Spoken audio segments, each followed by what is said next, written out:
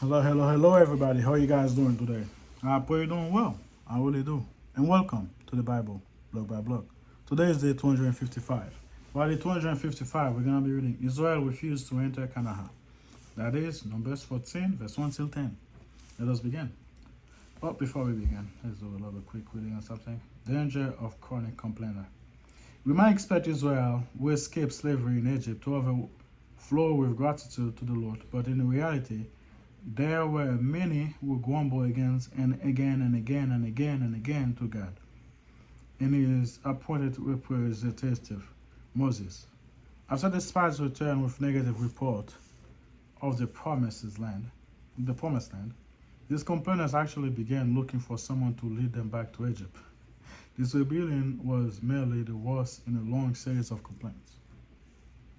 Yeah. Location, the Red Sea, someone they complain. Pursue the armies of Pharaoh. The people complained that they would rather have remained slave in Egypt. That's someone they complain. That's more about the wilderness of sin. Lacking food, the people wish that they had died in Egypt. Rephidim. Lacking water, the people argue that Moses had brought them out of Egypt into the wilderness to die. Kibroa Hatava, just some of the places they gave him. Weary of manna, the mixed multitude among the Israelites, see the mix, grown that they had eaten better food in Egypt. What's up, man? Kadesh Barnea. Despondent over the report of giants in Promised Land, the people complained that they would rather have died in Egypt and even look for a leader to take them back. In the wilderness of Zin, lacking water, the people groaned that they would rather have died in Egypt, where the previous had been better. Those are some of the places. They've been doing worse than that, but we just get hold in some of the places. Whether we feel threatened, tired, or dissatisfied, it's easy to ignore God's goodness. We look at our immediate circumstances, we feel longing for the past, even if those days were far worse than anything we face in the present. Yeah, well, it's reminiscent of the old days. Even nowadays, people are like, back in my old days, I love making jokes like that with my brothers and all that stuff.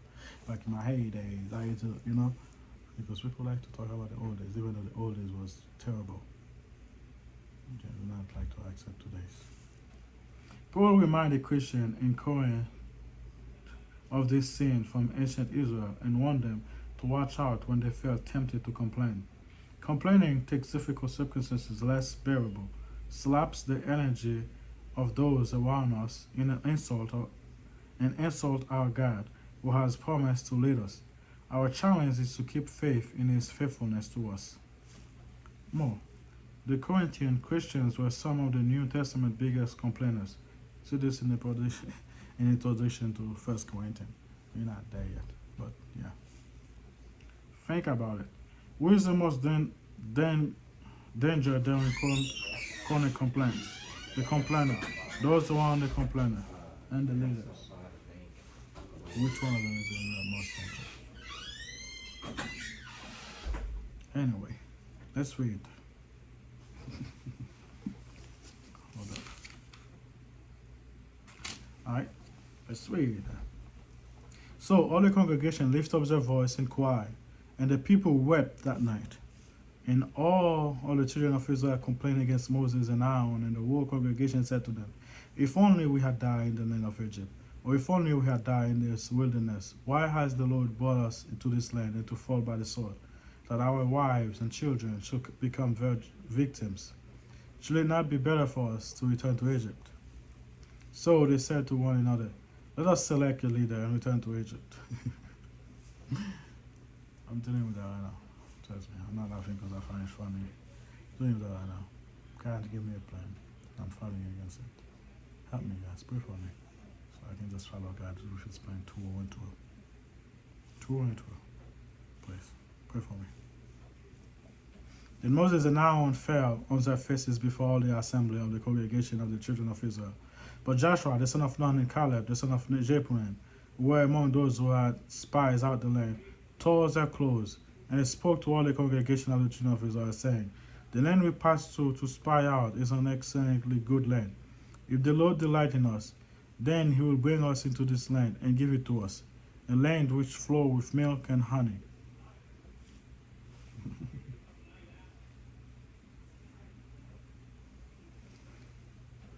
Anyway, sorry guys, I'm just contemplating my own situation. I think God making me read this for a reason. For a reason.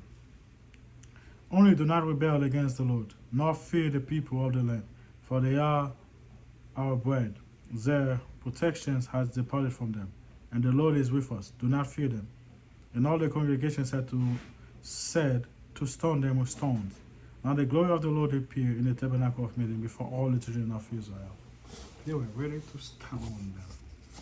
They said, enough, enough, enough. I'm not laughing because it's funny, guys. I am not laughing because it's funny. Not at all. Not at all. But anyway, I'm going to do one more thing before I close. Fear God, not the giants. Joshua and Caleb were not intimidated by the enormous size of the giant. Living in southern Canaa, instead of fearing the people of the land, they were determined to fear the Lord. Joshua and Caleb eventually inherit the land of the giants, while the other 10 spies died by plague. Think about it. What danger do we put ourselves in when we fail to fear God, and consequently fail to act in obedience to Him? Let's pray together before I close this. Dear God, help us to follow your plan through and through. Forgive us for having our doubt. Forgive us for questioning it. Forgive us, Lord, and help us to follow through. Like the man once said to you, Lord, I believe, forgive my unbelief. Lord, please, forgive us. Forgive me, Lord. You give me a plan. Not making excuses. I like to think it's okay to question it because I want to get everything right and all that stuff. But truth is, I'm doubting it. Forgive me for that. There's nothing wrong to make sure I do it right. But I wasn't just trying to do it right, Lord. I'm scared. Really scared. I don't want to make one decision that would destroy my whole family.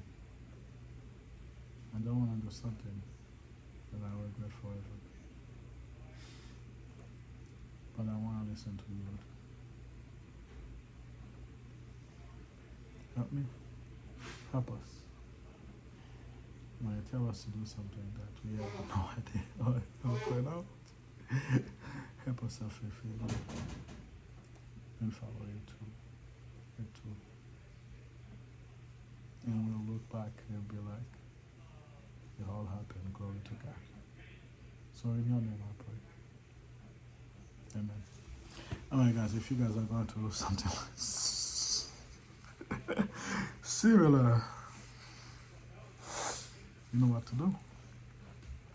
Pray for me, I'll pray for you guys. I'll see you guys next time. Bye.